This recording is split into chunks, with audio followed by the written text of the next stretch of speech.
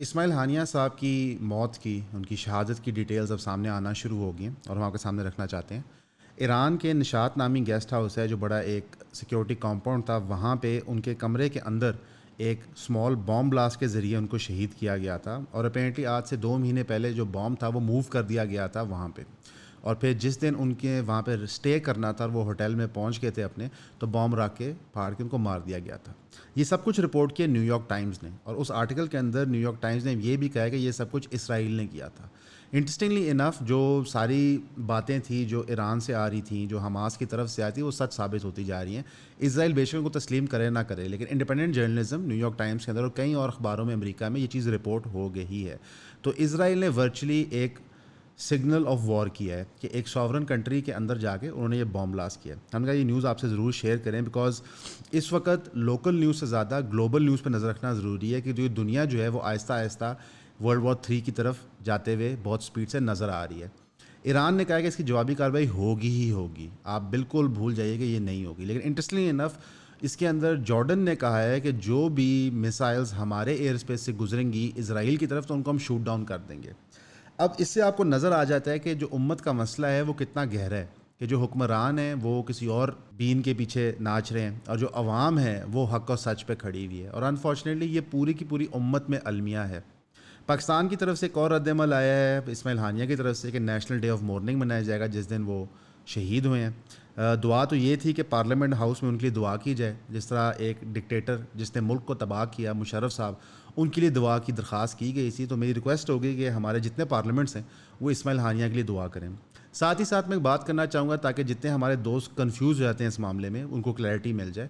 Parliaments کے اندر دعا یہ بھی ہونی چاہیے کہ مارنگ بلوچ کی صحت رہے، ان کی حفاظت ہو، ان پہ حملہ نہ ہو، منظور پشتین کے لیے بھی ہو۔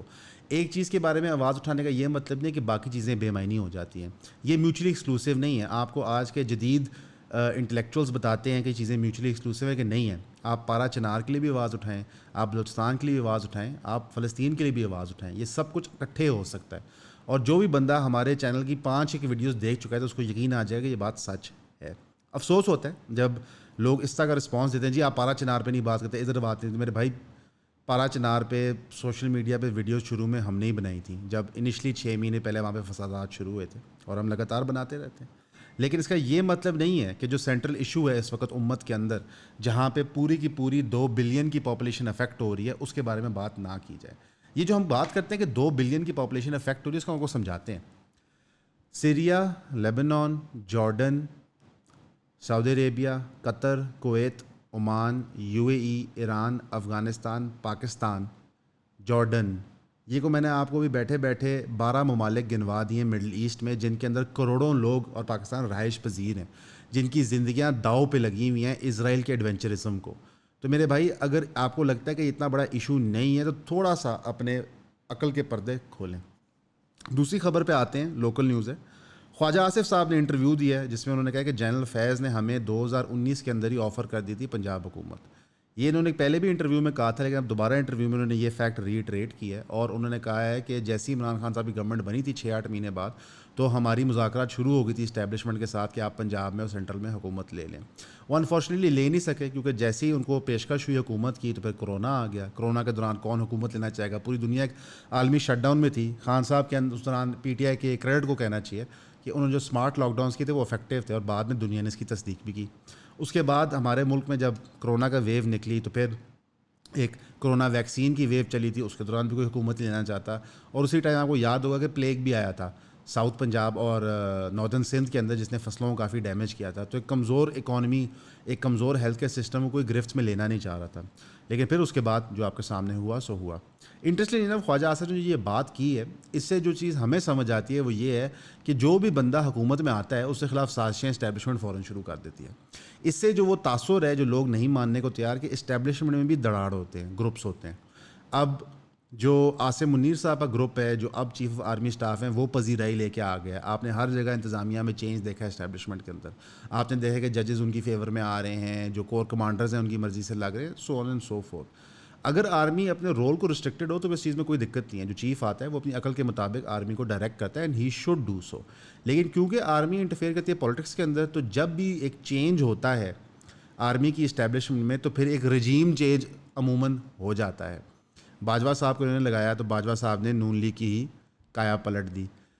باجوہ صاحب جب جا رہے تھے جاتے جاتے عاصم منیر صاحب نے آنا تھا تو انہوں نے پی ٹی آئی کی ہی کایا پلٹ لی. اور ابھی بھی جو خواجہ صاحب انٹرویو دے رہے ہیں وہ پریشانی کی حالت میں دے رہے ہیں, وہ گھبراہٹ میں انٹرویو دے رہے ہیں, کیونکہ ان کو بھی نظر آ رہا ہے کہ سب سے پہلے غالباً اگست کے اینڈ میں جائیں گے قاضی فائز عیسیٰ صاحب چیف جسٹس ہیں, اس کے بعد عاصم منیر صاحب کو ایکسٹینشن ملتی ہے نہیں ملتی, ایک بہت بڑا سوالیہ نشان ہے. انٹرسٹنگلی انف اس کے اوپر کوئی بات یہ نہیں کرنا چاہ رہا کہ کیوں نہیں سیاسی جماعتیں اکٹھے ہوئے کہتی ہیں یار یہ والا دروازہ سی بند کر دینے. اور انفارچونیٹلی اس وقت جو پی ٹی آئی پوسچرنگ بھی کر رہی ہے, جو بار بار وہ کہہ رہی ہے آرمی سے ہم مذاکرات کریں گے کہ, اور بیرسٹر گوہر صاحب نے میڈیا سے بات کرتے ہوئے یہ بات کہی کہ پی ٹی آئی اور آرمی ملک کے استحکام کے لیے ضروری ہے. سر ملک کے استحکام کے لیے خوشحال عوام ضروری ہے, نہ پی ٹی آئی ضروری ہے نہ آرمی ضروری ہے. میں آپ کو کئی ملک دکھا سکتا ہوں جہاں پہ اتنی اسٹرانگ سیاسی جماعتیں نہیں ہیں, اتنے بڑے ووٹر ٹرن آؤٹ نہیں ہے, اتنی اسٹرانگ آرمی نہیں ہے, وہاں پہ لوگ خوشحال ہیں اس لیے وہاں پہ استحکام ہے, رول آف لا ہے. انڈونیشیا سب سے بڑی مثال ہے. لیکن ہم انڈونیشیا کو بالکل ایک میٹرک نہیں رکھتے سکسیس کا. ہمارے خیال سے آپ کے ملک کے اندر اسٹرانگ پولیٹیکل اوپینینز ہونے چاہیے, لیکن through the people of the country ہونے چاہیے, ناٹ تھرو دروازہ نمبر 4 چھوٹے گروہوں میں ٹولیوں میں آپ یہ فیصلے کر لیں. ایک کریڈٹ میں دینا چاہوں گا لاہور شہر کی انتظامیہ کو اور پنجاب گورنمنٹ کو کہ کل جو گزرا ہے تو ریکڈ بارش ہوئی ہے, 40 غالباً سال کا ریکارڈ ٹوٹ گیا, لیکن آج الحمدللہ لاہور کی بیشتر سڑکیں کلیئر ہو چکی ہیں, تو یہ بڑی خوشائن بات ہے. اور credit where credit is due, شاید انہوں نے بڑی محنت کی, ایفرٹ کیا, لیکن پانی سارا نکل گیا, کیونکہ کل جو حالت تھی تو وقت تھا کہ ورچولی ایک سلابی ریلا آ گیا, کئی گاڑیاں انڈر گراؤنڈ ہو چکی تھی, عسکری 11 دیکھ لیں, برکت مارکیٹ دیکھ لیں, لیکن ابھی الحمدللہ ہر چیز کلیئر ہے. لیکن اس کی بہتر پلاننگ ہو سکتی تھی, کیونکہ سب کو پتہ تھا چند مہینے پہلے کہ بڑا کرٹیکل قسم کا مانسون کا ویدر آنا ہے, تو یہ بہت ضروری ہے. تیسری خبر جو ہم آپ کے لیے لانا چاہتے ہیں وہ یہ ہے کہ کیبنٹ کے اندر ایک اسپیشل میٹنگ ہو رہی ہے الیکشن ایکٹ کی ترمیم کرنے کے لیے, تاکہ کیبنٹ ورسز سپریم کورٹ ہو سکے. پنجاب بار ایسوسی ایشن نے کہا ہے کہ جو آپ کا پارلیمنٹ ہوتا ہے وہ سپریم ہوتا ہے, تو اگر پارلیمنٹ کوئی بل لا کے اسے اپروو کرتا ہے تو پھر سپریم کورٹ کو اس کا ماننا پڑے گا. لیکن انٹرسٹنگ انف یہاں پہ جب سوال یہ اٹھتا ہے کہ جو پارلیمنٹ میں لوگ بیٹھے ہیں کیا وہ ریئل ہیں یا فیک ہیں, کیا ان کا مینڈیٹ اصلی ہے یا جھوٹا ہے, تو پھر اس چیز کی کوئی عزت بنتی نہیں ہے عقل کے مطابق. اس طرح تو کوئی بھی ڈکٹیٹر کوئی بھی پارلیمنٹ بنا کے یا کوئی بھی بیک ڈور چینل سے پارلیمنٹ بنا کے کوئی بھی قانون بنا دے, تو کیا سپریم کورٹ اس کو تسلیم کر لینا چاہیے, عوام کو تسلیم کر لینا چاہیے کہ نہیں. انٹرسٹنگ انف ابھی جو ہم جنگ دیکھ رہے ہیں وہ یہ دیکھ رہے ہیں کہ جب عدلیہ آزاد ہونے کی کوشش کر رہی ہے, بائی لا رول کرنے کی کوشش کر رہی ہے, تو اس کے اوپر پارلیمنٹری پروسیجر کے تھرو قطعاً بیریئرز لگائے جا رہے ہیں. یہ بہت نقصان دہ اور بہت گھٹیا عمل ہے. انفارچونیٹلی یہ ہسٹوریکلی ہوتا رہا ہے, تو بڑے کیئرفلی ہمیں ان چیزوں کو بھی واچ کرنا ہوگا. پھر ایک چیز میں نشاندہی کرنا چاہوں گا یہاں پہ, کیونکہ ہماری جو آڈینس ہوتی ہے اکثر وہ اور چینلز بھی دیکھتی ہے اور اینکرز کو بھی دیکھتی ہے اور تجزیہ نگار کو بھی دیکھتی ہے, تو ایک چیز ضرور نوٹ کیجئے گا. پچھلے 8 مہینے سے جب سے الیکشن سے پہلے جب کیا کہتے ہیں اس وقت کے اسٹیبلشمنٹ کے ٹاؤٹ تھے جو انٹرم گورنمنٹ تھی, اور اب جو اسٹیبلشمنٹ کے ٹاؤٹ گورنمنٹ میں, تو ایک بیانیہ چلایا جا رہا ہے پرو گورنمنٹ پرو اسٹیبلشمنٹ لوگوں سے. وہ یہ ہے کہ عمران خان کو ملک کا سوچنا چاہیے, کوئی پولیٹیکل مڈل گراؤنڈ سلوشن نکالنا چاہیے, ان کو چاہیے کہ سب پارٹیوں کے ساتھ فریق کے ساتھ ٹیبل ٹاکس کریں. پھر جب عمران خان صاحب ٹیبل ٹاکس کرتے ہیں اس فریق کے ساتھ جو پاکستان کی پوری سیاست کو چلاتا ہے, تو وہ چھلے کہتے ہیں خان صاحب پریشان ہو گئے. ایک اینکر نے تو یہ بھی جملہ فرمایا تھا کہ کہو پینسل انقلاب کینسل, منصور علی خان صاحب نے. لیکن انفارچونیٹلی یہ ان کی باتوں میں کانٹرڈکشن ہے. اگر آپ چاہتے ہیں کہ supremacy of people who, supremacy of civilians ہوں, تو پھر اس کے اندر ایک لیڈر کو ڈٹ کے کھڑا ہونا پڑے گا. عمران خان صاحب آج وہ لیڈر بنے ہوئے ہیں, تو ان کو چاہیے کہ وہ ڈٹ کے کھڑے رہیں. اسٹیبلشمنٹ کے ساتھ مذاکرات کر کے وہ سرکار میں تو آ جائیں گے, لیکن سویلین سپریمیسی نہیں ہو پائے گی. ہم وہیں پہ 2018 والی گورنمنٹ میں کھڑے ہوں گے, 2013 والی گورنمنٹ میں کھڑے ہوں گے, 2008 کی گورنمنٹ میں کھڑے ہوں گے. اور انفارچونیٹلی اس وقت پاکستان یہ بوجھ برداشت نہیں کر سکتا. پھر آج کے ویلاگ میں منصور علی خان صاحب نے فرمایا کہ جماعت اسلامی جو پروٹیسٹ کر رہی ہے مجھے اس کی سمجھ نہیں ہے, پروٹیسٹ کا فائدہ کوئی نہیں ہے, ان کی باتوں میں جھول ہے. وہ پرابلم تو آئیڈینٹیفائی کر رہے ہیں, پرابلم تو کوئی بھی آئیڈینٹیفائی کرتے ہیں, اس کے سلوشن نکالنا مقصد ہوتا ہے. میرا خیال ہے یہ انتہائی بیوقوفانہ سوچ ہے, اور انہوں نے شاید ابھی تک نہیں گفتگو سنی جماعت اسلامی کے, ان کے پوائنٹس نہیں دیکھے جو انہوں نے مذاکرات پیش کیے. میں ریپیٹ کر دیتا ہوں. 52% آئی پی پیز جو ہیں وہ سرکار چلا رہی ہے. سرکار کو چاہیے کہ ان کی کیپیسٹی چارجز وہ نہ لیں, اسپیشلی وہ جگہیں جو بجلی نہیں پروڈیوس کر رہی. جو فورن اینٹیز ہیں یعنی فورن کمپنیز ہیں جو یہاں آئی پی پیز کر رہی ہیں, ان کے بے شک کانٹریکٹس آپ نہ ریوزٹ کریں, کوئی دقت نہیں ہے, وہ بہت چھوٹی مقدار میں 12 یا 14% ہے. باقی جو آپ کی لوکل کمپنیز ہیں جو یہاں پہ اربوں روپے کا کام کر رہی ہیں, اربوں روپے کا پروفٹ کما رہی ہیں, ان کے اندر جو کیپیسٹی چارجز نہیں دے رہے ان کے آپ کانٹریکٹس کینسل کریں. وہ انٹرنیشنل آربیٹریشن میں جائیں گے, آپ آربیٹریشن میں کیس لڑیں. اور پھر دوسرا, انہوں نے ایک اپیل کی تھی, یہ گورنمنٹ سے نہیں کی تھی, یہ لوکل کمپنی سے کی تھی کہ یار جو آپ آئی پی پیز چلا رہے ہیں, ملک ایک بہت کرٹیکل فیز میں ہے, تو آپ بھی کچھ شرم کر لیں, مثلا آپ بھی کچھ حیا کر لیں, آپ بھی کچھ محسوس کر لیں کہ ملک کو اس وقت کتنا نقصان ہو رہا ہے بجلی کا. میرے خیال سے یہ ساری چیزیں بڑی ڈویبل ہیں. Interestingly enough I M F نے بھی کہہ دیا کہ آپ کانٹریکٹس ریوزٹ کر لیں آئی پی پی والے, کہ یہ آپ کا کرٹیکل ایشو بنتا جا رہا ہے کہ آپ کے پاس کیپیسٹی ٹو پروڈیوس الیکٹریسٹی زیادہ ہے, کیپیسٹی پیمنٹس جو آپ دے رہے ہیں وہ بےہودہ قسم کی ہیں, اس کے اوپر آپ نے ٹیکسز بھی لگائے ہوئے ہیں. اب ٹیکسز تو ضروری ہیں سرکار کے چلنے کے لیے, مثلا آپ دنیا بھر سے بھیگ مانگ رہے ہیں پیسوں کے لیے, لوکل بینک سے سود پہ قرضے لے جا رہے ہیں, تو ٹیکس تو اپنے اکٹھے کرنے ہی کرنے ہیں. تو کیوں نہ یہ اپیل کی جائے. اور ایکچولی یہاں پہ منصور علی خان صاحب کو شاید نالج نہیں ہے, لیکن جو پروگرامز ہوتے ہیں ڈیولپمنٹ کے یا کوئی بھی سرکاری اسکیمز ہوتی ہیں وہ کنٹینیوسلی ریسٹرکچر ہو رہی ہوتی ہیں, یہ کوئی نئی چیز نہیں ہے. سرکار کو انیشیٹو دکھانا ہوتا ہے. جو پروٹیسٹ کا مقصد ہوتا ہے وہ ہوتا ہے کہ سرکار کی نشاندہی کرنا کہ اس ایشو کو سالو کرو. دیکھیں سارا ڈیٹا سرکار کے پاس ہے, سارا عملہ سرکار کے پاس ہے. ہماری سرکار ون آف دا موسٹ بلوٹڈ سرکار ہے دنیا کے اندر. ٹیکنیکل ایکسپرٹس ان کے پاس موجود ہوتے ہیں, ہر ڈپارٹمنٹ میں رسائی ہوتی ہے. تو جب آپ پرابلم کی نشاندہی کرتے ہیں تو وہاں پہ کلیئرٹی آتی ہے. میں ایسی ایک اور مثال دیتا ہوں. اگر لیٹ سے ہال روڈ ہر بارش میں ڈوب جاتا ہے, تو اگر ہال روڈ ایسوسیشن جو ہے وہاں پہ نکل کے احتجاج کرتی ہے, تو پھر سرکار اقدامات لیتی ہے سیویج کو بہتر کرنے کے لیے, واٹر سپلائی چینلس کو بہتر کرنے کے لیے. اگر وہ یہ پروٹیسٹ نہ کریں تو سرکار تو وہ ہوتا ہے نا کہ ان کو فرق ہی نہیں پڑتا, منہ سے کچھ اور نکلنے لگا تھا لیکن ان کو فرق ہی نہیں پڑتا. تو یہ پروٹیسٹ ضروری ہوتے ہیں, جمہوریت کا حسن ہوتے ہیں. منصور علی خان صاحب کا میں سمجھتا ہوں تھوڑا ارسپانسبل ہے یہ بات کرنا, اور اس احتجاج کو لنک کرنا اسٹیبلشمنٹ بیک احتجاج جو آپ کا طاہر القادری صاحب کر رہے تھے, جس کے اندر کوئی ایجنڈا پوائنٹ نہیں تھا, کوئی کلیئرٹی نہیں تھی کہ کرنا کیا, یا خان صاحب جو اس وقت کر رہے تھے کہ ہمارا مینڈیٹ چوری کیا گیا, 32 پنچر, یہ وہ لٹرم پٹرم. یہ تو بڑا سنگل کلیئر کٹ ہے کہ جی آئی پی پی ایک بہت بڑا مسئلہ ہے, ٹھیک ہے, اس کے بارے میں کچھ کیا جائے. اور دوسرا, احتجاج کے علاوہ during a tenure of democracy آپ کے پاس آپشن کیا ہوتی ہے. جب آپ الیکشن کے اندر کسی گورنمنٹ کو الیکٹ کر دیتے ہیں, اگر آئیڈیل ڈیموکریسی ہو تو اس کے بعد 4 یا 5 سال کا ٹینیور ہوتا ہے, اس کے اندر احتجاج ہی آپ کے پاس رائٹ ہوتا ہے. کیونکہ منصور صاحب جانتے ہیں کہ پاکستان کا میڈیا کتنا فری اور فیئر ہے. بلکہ حامد میر صاحب نے ریسنٹلی شاہزیب خان زادہ کے شو پہ جیو پہ live one of the biggest channel سے بیٹھ کے کہہ دیا کہ جناب اگر میں وہ سچائیاں بتا دوں کہ آرمی اور عمران خان کیا مذاکرات ہو رہے ہیں, تو میرے لیے اور شاہزیب خان زادہ کے لیے دنیا تنگ کر دی جائے گی, اور ہمارا میڈیا کون سا سچ دکھاتا ہے. سہیل وڑائچ صاحب نے ایک ریسنٹلی انٹرویو کیا ہے احمد فوزان کے ساتھ, جس میں انہوں نے کہا ہے کہ سارے میڈیا مالکان میرے دوست ہیں, اگر میں کسی چینل کے لیے کام کروں گا تو پھر دوستی کمپرومائز ہو جائے گی کہ مجھے اصول پہ کام کرنا پڑے گا. تو یہ ہم سب کو پتہ ہے کہ کارپوریٹ انٹرسٹ ہوتے ہیں ان کمپنیز کے, اسٹیبلشمنٹ کا پریشر ہوتا ہے, تو کیا انہوں نے سچ بتانا ہے. تو جو مین میکینزم تھا پرابلم آئیڈینٹیفیکیشن کا وہ نہیں ہو رہا. اگر پچھلے 2-3 سال کے آپ نیوز دیکھ لیں, ویلاگس دیکھ لیں, مین اسٹریم نیوز دیکھ لیں, تو وہ پاکستان کے پرابلمس پہ نہیں ہوتی, وہ پاکستان کی پرسنالٹیز پہ ہوتی ہیں. خان صاحب نے یہ کہتا, نون لیگ یہ کہتا, عاصم منیر صاحب یہ کہتا, باجوہ یہ کہتا. بھائی پاکستان کے جو جینون کرٹیکل ایشوز ہیں ان پہ کیوں نہ بات ہو. تو ایک سیاسی جماعت نے اگر آئی پی پیز کو ایشو بنایا تو میرے خیال سے یہ بہترین پازیٹیو چینج ہے. 100 اختلاف جماعت اسلامی سے, آپ کو وہ نہیں پسند ہوتی, آپ پی ٹی آئی کو ووٹ دے سکتے, نون کو دے سکتے, لیکن ایک سیاسی جماعت نے ایک ایشو اٹھایا ہے جو ایکچوئل کرٹیکل ایشو ہے پاکستان کا, آئی پی پیز. اسی طرح جب مہرنگ بلوچ سویلین سپریمیسی کی بلوچستان میں بات کرتی ہے تو بندے کہتے ہیں یار یہ صحیح کہہ رہی ہے, یہ ایک ایکچوئل پرابلم ہے بلوچستان کے اندر, ایز اپوز ٹو وہ بھی بیٹھے گیا کہ جناب مجھے چیف منسٹر لگا دو, یا مجھے پرائم منسٹر بنا دو, یا میری جماعت کو 10 سیٹیں دلوا دو, یا مخصوص نشستیں مجھے دلوا دو. ابھی جو یہ آپ کا کیبنٹ ورسز سپریم کورٹ کا تماشا لگنا ہے الیکشن ایکٹ اور مخصوص نشستوں میں, یہ آپ سب دیکھیں گے, اور تماشا بنے گا ملک کا, اور ایک مذاق اور لطیفہ کیا جائے گا ہمارے ساتھ. حالانکہ ہمارے پرابلمز یہ نہیں ہیں یار, ہمارے پرابلمز یہ ہیں کہ بجلی بہت مہنگی ہے, انڈسٹری نہیں لگ سکتی, انڈسٹری نہیں لگے گی تو روزگار پیدا نہیں ہوگی, ہم ایکسپورٹ اکانومی کی طرف جا نہیں سکتے. جتنی یہ بجلی مہنگی دے رہے ہیں, جب یہ آپ کے ایگری میں بھی جائے گی تو آپ کے کھانے پینے کی اشیاء مہنگی ہو جائیں گی.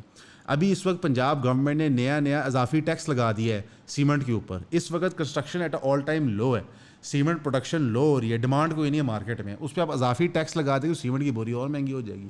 تو آپ کیا ڈیولپمنٹ کریں گے, کیا ڈیولپمنٹل پروجیکٹس کریں گے.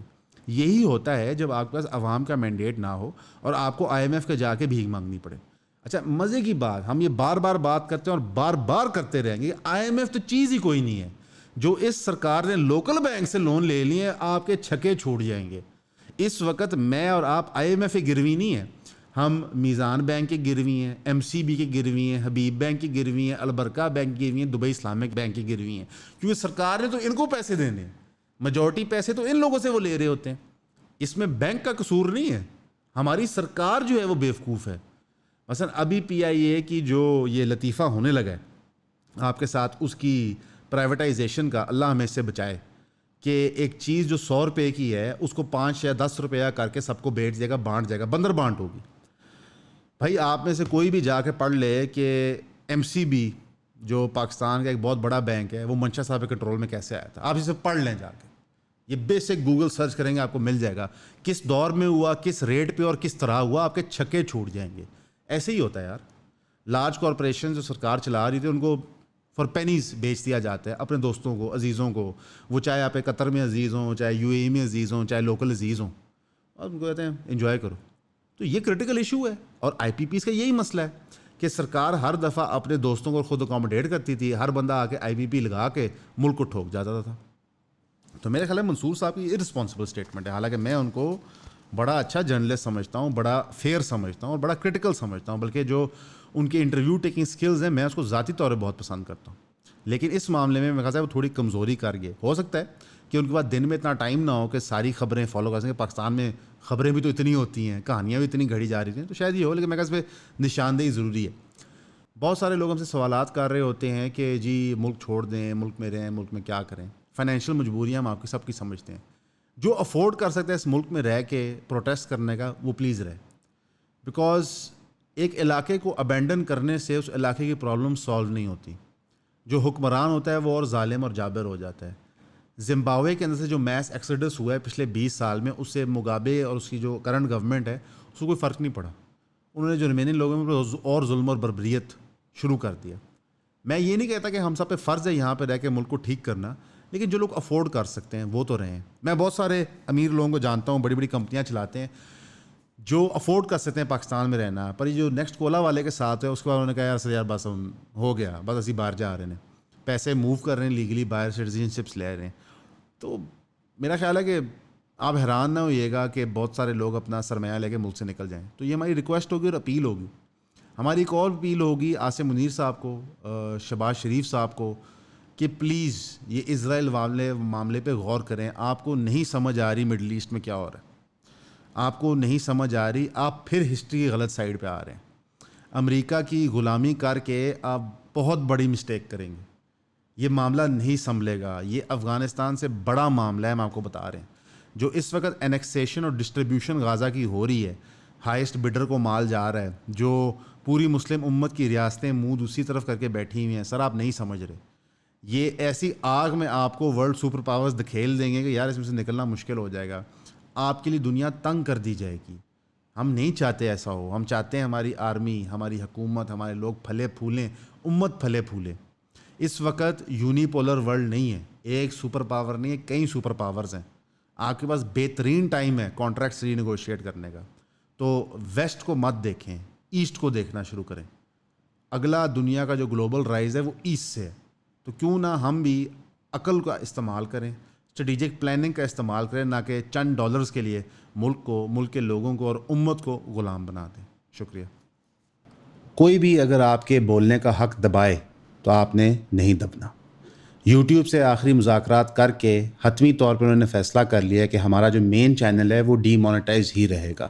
اور بار بار انہوں نے یہی بات کی ہے کہ آپ فلسطین کے موضوع پہ آواز اٹھاتے ہیں, ادھر کی گراؤنڈ رپورٹنگ کرتے ہیں, ریئل نمبرز, فیکٹس اور فگرز دیتے ہیں, اور یہ چیز جو سامراج ہے اس کو پسند نہیں آتی.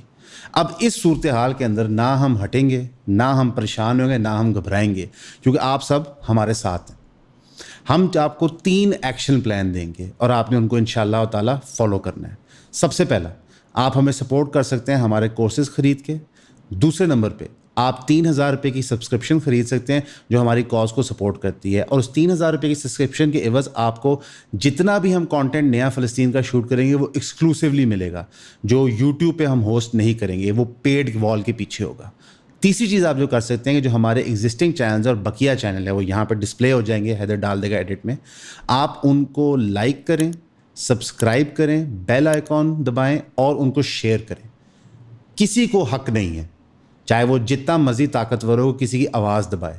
ایون کے اوپر ہم نے ہمیشہ آواز اٹھائی ہے فریڈم آف اسپیچ کے لیے، وہ چاہے کسی یوٹیوبر کی ہو جس سے ہم اختلاف کریں، چاہے کسی سیاستدان کی ہو جو اس وقت قیدی بن کے جیل میں بیٹھا ہوا ہے. کیوں؟ کیونکہ جب تک میں اور آپ گفتگو کریں گے تب تک طاقتور حلقوں کی مجبوری ہوگی کہ وہ صحیح فیصلے لیں. فریڈم آف اسپیچ کو ڈیفینڈ کرنا ہمارا فرض ہے. یہ اتنا کرٹیکل ہے کہ آپ سوچ نہیں سکتے. پچھلے 1.5 سال سے ہمارا یہ یوٹیوب کا سفر شروع ہوا ہے اور اس وقت وہ ایک انتہائی نازک موڑ کے اوپر ہے. ہم بار بار آپ کو بتاتے رہے ہیں کہ ہم چینل لاس پہ آپریٹ کرتے ہیں. یہ انکم جانے سے ہماری آدھی انکم چلی گئی ہے. جہاں پہ ہم ٹیم ایکسپینڈ کر رہے ہیں، ریسرچز ایکسپینڈ کر رہے ہیں، رپورٹرز ایکسپینڈ کر رہے ہیں، آپ کے لیے بہتر سے بہتر ایکوریٹ کانٹینٹ بنانا چاہ رہے ہیں، وہاں پہ اتنی بڑی ڈز بجی کیوں؟ کیونکہ ہم نے فلسطین کے لیے آواز اٹھائی اور بات کی. فائر وال تو ملک میں آ گئی ہے، لیکن امریکہ کے اندر بیٹھی یوٹیوب جیسی کمپنی اور فیس بک جیسی کمپنی کریک ڈاؤن پھر بھی کرتی ہیں.